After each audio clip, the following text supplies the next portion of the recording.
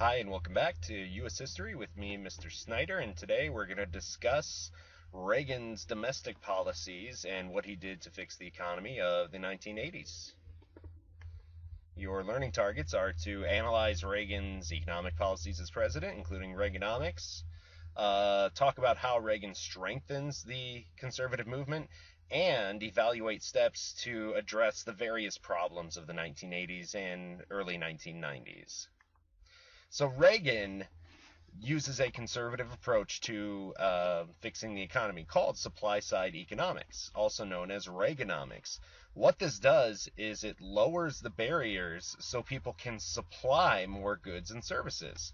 It reduces taxes. And the theory is that if the government reduces taxes, people are working more and have more money to spend. And then the government collects more in taxes on what they buy. And so this is all done with the Economics Recovery Act of 1981, which reduces taxes by 25% and also cuts $40 billion out of the budget, mostly social programs that liberals had put into place in the 1960s and 70s. And here is comparing supply side, which is conservative economics, and then Keynesian, which is liberal economics. Consumer demands for goods and services decreases. That creates a recession. A Keynesian government response, or what liberals would do, would be to increase spending on goods and services itself, and basically deficit spend. A supply side, or conservative, would be to cut taxes in order to encourage consumer spending as well as consumer saving and investment. Because of this, employment increases, consumer demand for goods and services increases, and the economic output rises, and we are in the upswing of the business cycle again. So in 1980 to 1982, there's a severe recession, and so Reagan also increases defense spending. And along with the Economics Recovery Act, this creates a large budget deficit, which is the difference between the money being taken in and the money being spent. And in 1981, the national debt was only $79 billion. In 1986, it is $221 billion, but then because of conservative policies, it does fall back to $152 billion in 1989. And so that's the budget deficit just yearly. In 1 year, we are taking in $79 billion less than we are spending. So we're spending $79 billion we don't have. And the national debt rises to $2.5 trillion by the end of the 1980s. You can see here the past couple of years, every time I've taught this lesson, I've added to it. We've got 15.6, 16.8, and 17.5 trillion dollars most recently. If you want to view it, you can go to usdebtclock.org, and that kind of gives you an idea of where we're at currently and how fast it's rising. Here is a graph of our national debt. You can see early in our history it's not that big, but then we get into it is supposed to projected to be over $23 trillion in 2020. So conservative strength grows because of Reagan's handling of the economy. He wins against Walter Mondale and Geraldine Ferraro. You can see he's featured on Sports Illustrated with some basketball greats. And you can see he wins basically every state except for Minnesota.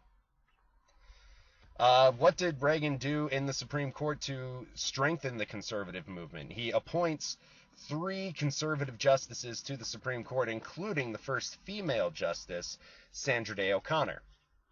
And also, he passes the Equal Access Act, which requires schools that receive federal funds to allow any religious group equal access to their facilities. And people say that's ruining church and separation of church and state. That's illegal. So they take it to the Supreme Court, and the Supreme Court, because it's conservative, upholds the constitutionality of this act. And so this is why you can see church groups sometimes use schools on the weekends or when it's not being used. That is legal. Reagan in 1988 cannot run again because of the two-term rule, so he endorses his vice president, George H.W. Bush, for president in 1988, and he ends up winning against Michael Dukakis, and you can see pretty handily, so the conservative movement is alive and well. And then finally, the issues of the 1980s. There is a banking failure going on with savings and loans, which are a special type of bank. But over 1,000 fail at the end of the 1980s because there's committing fraudulent behaviors and loaning too many risky loans. And so people blame Reagan and the new rights, this new wave of conservatism's deregulation policies and basically the deregulating of the banking industry. So the federal government has to spend $200 billion to bail out these banks and make sure they don't fail. The PATCO strike is air traffic controllers. In the early 80s, they strike, and this is basically Reagan's one of his first challenges, and he doesn't let them go on strike. He ends up firing all of them, since technically they are federal employees, and he has them replaced. The Challenger, the space shuttle, explodes in mid-flight in 1986 and kills all 7 astronauts aboard, and Reagan is there with his speech and his great oratory skills to comfort the grieving nation. In 1983, we realize that our public education system is failing and students are scoring lower than students in other industrialized nations. And so the government begins a controversial program issuing vouchers, basically payments or subsidizing people to go to private school, assuming that private school is better than public school. And Indiana recently does this on a state level. They instituted that law a couple years ago so that students can go to private schools. And finally, acquired immunodeficiency syndrome, or AIDS. I know that's a little hard to see. AIDS first appears in 1981, and there's no known cure for it.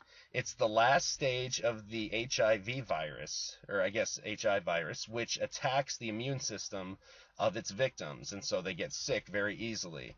It was first spread among homosexuals and drug users, and it eventually kills 250,000 Americans. Reagan did not do a lot for this because he didn't think it was the responsibility of the government to solve this problem. But Bush, seeing how much of a serious problem it was, does increase funding for research on the disease. And then lastly, Social Security, it's good to know that they began overspending their funds in the 1980s, and it needed to be reined in and revised in order to remain solvent and have money in it.